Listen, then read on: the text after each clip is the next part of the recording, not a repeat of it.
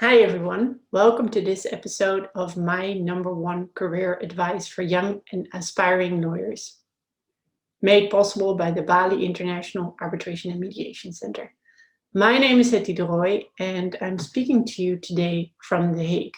I have the good fortune of living around the corner of the Peace Palace, not only a spectacular building, but also one of the symbols of international arbitration.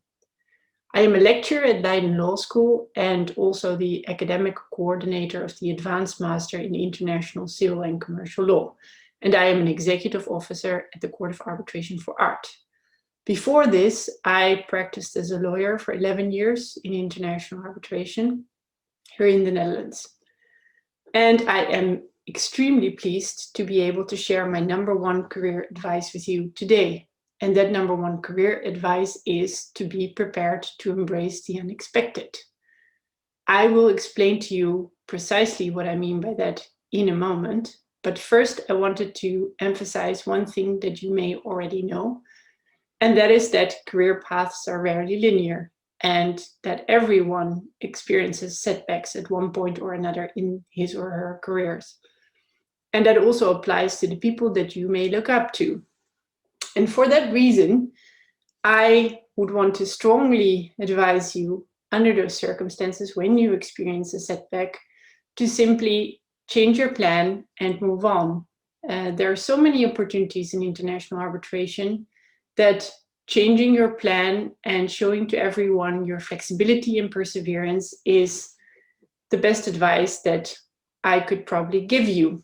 But in addition, my number one career advice is to be prepared to embrace the unexpected. In my experience, opportunities do not always present themselves in the way that you might expect.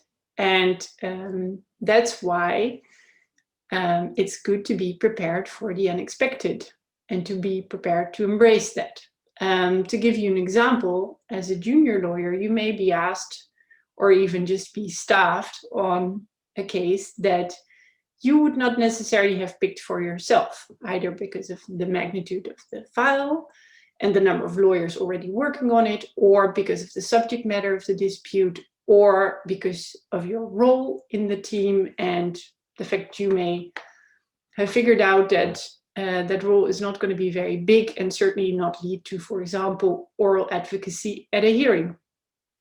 However, this is how you start. This is part of a career in arbitration. I still remember my first case. It was a gas price review arbitration.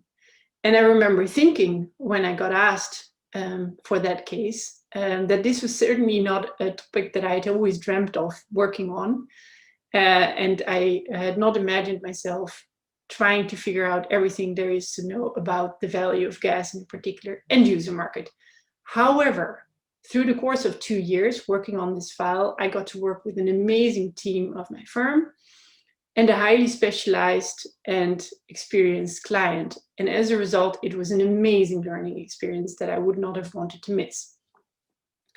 So if you are able to embrace the unexpected and approach every new opportunity, even if it doesn't look like an opportunity to you, with a positive attitude, new doors will open and you will grow as a lawyer and as a person, and the next case will be different and you will take all that experience with you. Moreover, being in arbitration also means having to be and become a team player, because arbitration is teamwork.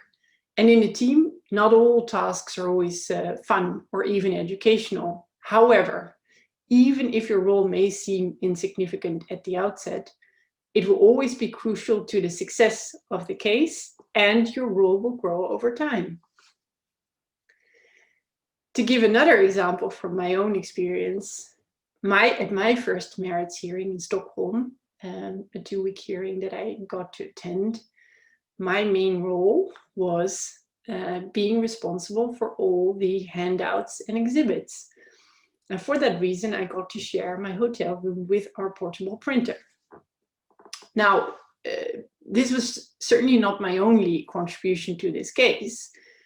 But it was certainly also not the moral I had imagined for myself after graduating. So I had to look beyond that and just enjoy the experience of watching my colleagues cross-examine witnesses and experts and answering questions of the tribunal, all roles that I was not ready for at the time.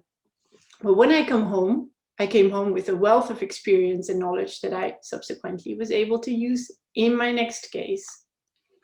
Now, and although this may not have been my finest moment, especially not when at 3 a.m. in the middle of the night that printer overheated, I also took a lot of comfort out of the fact that I saw on the opposing counsel's team that there was an equally junior lawyer like myself struggling with exactly the same issues.